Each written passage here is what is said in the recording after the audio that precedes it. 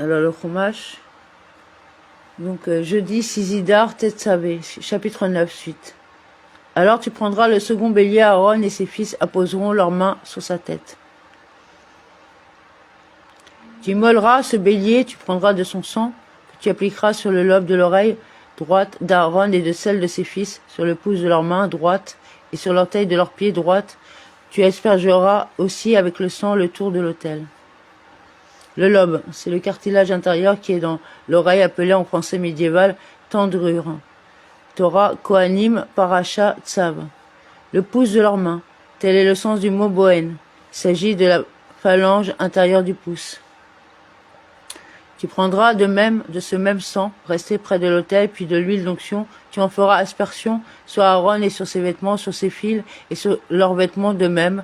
Il se trouvera ainsi consacré lui et ses vêtements ainsi que ses fils et leurs vêtements.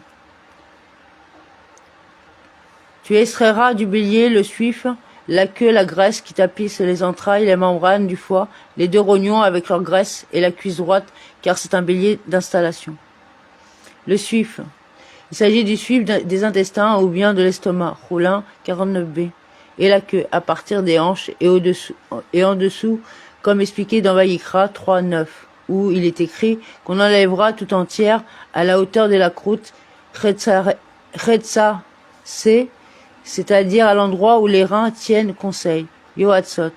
Pour les morceaux du taureau que l'on offre, il n'est pas question de la queue, car la seule queue que l'on offrait était celle d'un mouton, d'une brebis ou d'un bélier, tandis que l'offrande de la queue n'était pas exigée pour le bœuf et la chèvre.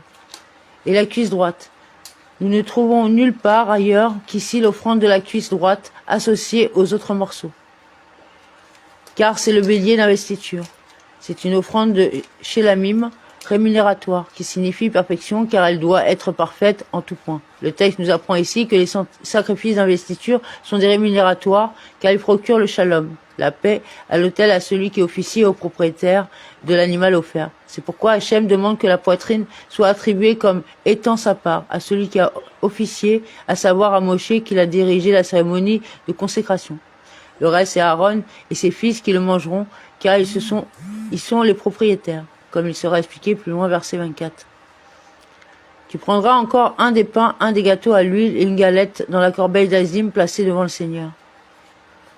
Et une miche de pain prise sur les gâteaux, et un gâteau de pain à l'huile, un de la pâte pétrie à l'eau chaude, Torah, Kohanim, et une galette, une parmi les 10 que l'on avait faites dans chaque variété, Ménarot 75a. Et nous ne trouvons nulle part ailleurs qu'ici une offrande de pain devant accompagner une offrande consumée. Car l'offrande des pains de sacrifice de reconnaissance et ceux du bélier du nazir revenaient au Kohanim, en même temps que la poitrine et la cuisse, tandis qu'ici seule la poitrine est revenue à Moshe comme étant sa part. Tu poseras le tout sur les mains d'Aaron et sur celles de ses fils et tu le balanceras devant le Seigneur. Sur les paumes d'Aaron tu balanceras. Tous les deux étaient occupés à faire balancer, le propriétaire et le Kohen. Comment cela? Le Kohen mettait sa main sous celle du propriétaire et balançait. Ménarot 21b. Ici c'est Aaron et ses fils qui étaient propriétaires et Moshe le Kohen. Balancement. Tenoufa.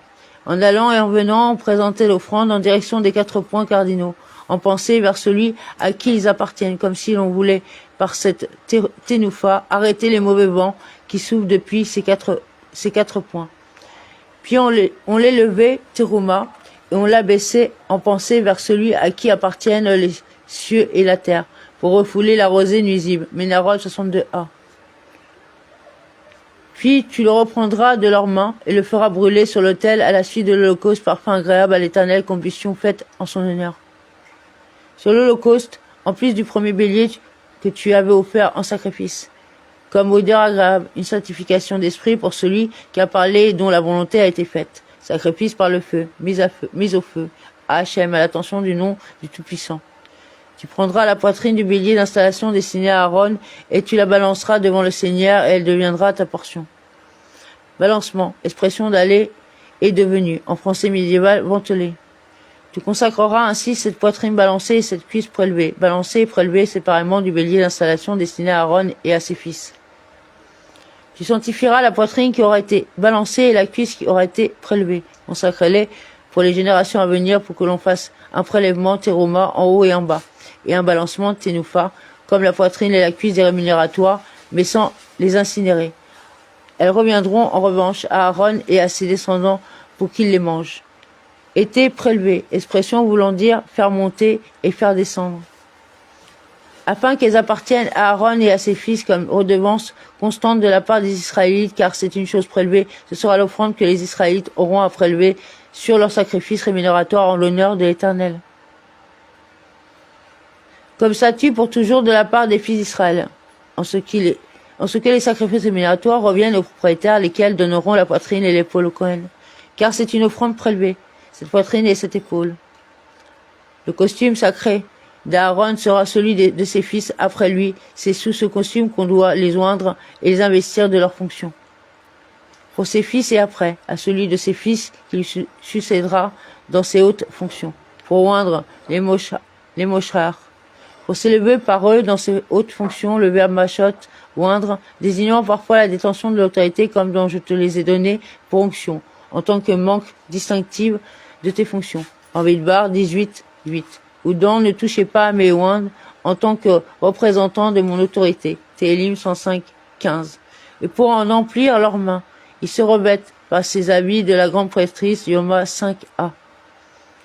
7 jours durant, ces vêtements seront portés par celui de ses fils, son successeur dans le sacerdoce, qui entrera dans la tente d'assignation pour le saint ministère. 7 jours consécutifs.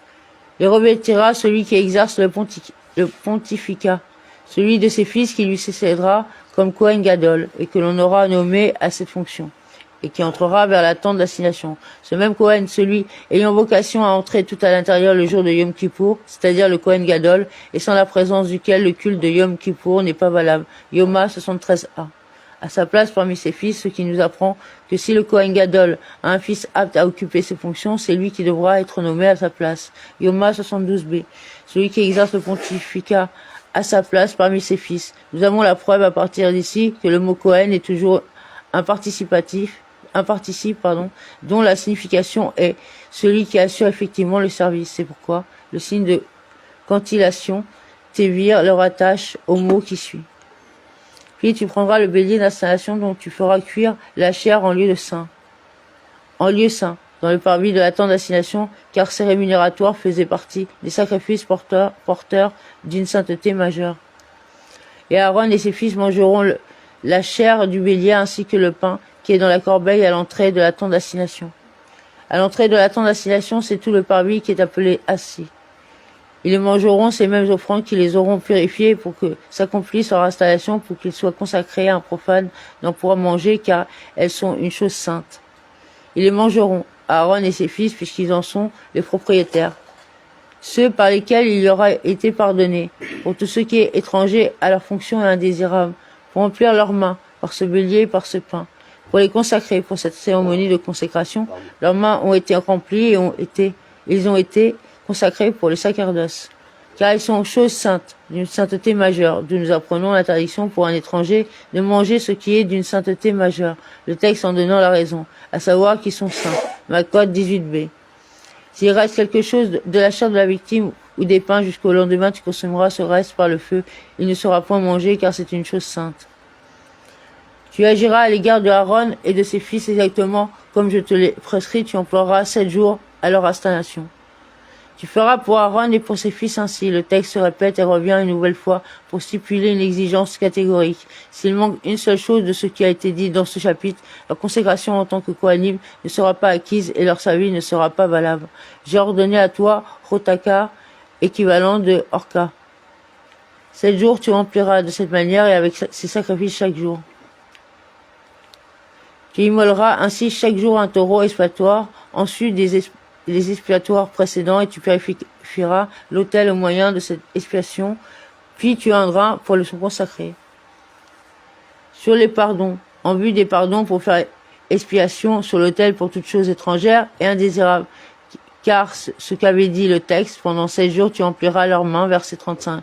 Je ne déduisais que ce qui les concernait, eux, comme le bélier et le pain. Pour ce qui est de l'autel, en revanche, comme par exemple le bœuf destiné à le purifier, nous ne le savions pas, d'où la nécessité du présent verset. Quant au Midrash Torah, Kohanim, Il indique que l'expiation pour l'autel était nécessaire dans le cas où l'on aurait offert pour le travail de la construction du tabernacle ou de l'autel un objet volé. Tu purifieras theta, pardon. C'est ainsi que le rend le tagonugelos. Le geste consistant à mettre du sang sur l'autel à l'aide du doigt s'appelle chitui. Tu rendras avec de l'huile d'onction. Toutes les onctions se faisaient sous la forme d'un qui grec. 7 jours durant, tu purifieras ainsi l'autel et le consacreras, alors l'autel sera une chose éminemment sainte, tout ce qui touchera à l'autel deviendra saint.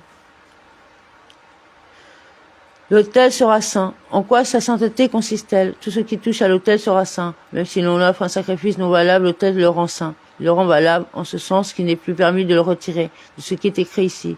Tout ce qui touche à l'autel sera saint. Je déduis que cela s'applique tant à ce qui était valable qu'à ce qui ne l'est pas. Par exemple, à la cause d'invalidation qui ne s'est pas produite après l'arrivée dans le sanctuaire, tel un animal mâle ou femelle qui aura été accouplé à un être humain, ou qui avait été destiné à une idole, ou qui avait été lui-même l'objet d'un culte idolâtre, ou qui est impropre à la consommation, ou tout autre cas identique. De la précision supplémentaire, et ceci est que tu feras sur l'autel, verset 38, signifiant que de même que l'holocauste du verset 42 doit être valable, de même ne s'agit-il que de ce qui reste valable, Zévarim 83b, c'est-à-dire qui était valable antérieurement, mais qui a subi une cause d'invalidation après l'arrivée dans le sanctuaire Torah Kohanim Paracha Tzav. Il en est ainsi de ce qui a passé la nuit sans avoir été placé sur l'autel, ou de ce qui a été porté hors de l'enceinte sacrée, ou de ce qui est devenu impur, ou de ce qui a été égorgé avec l'intention préalable d'accomplir les rites hors du temps, ou du lieu prescrit, ou tout autre cas identique. Amen.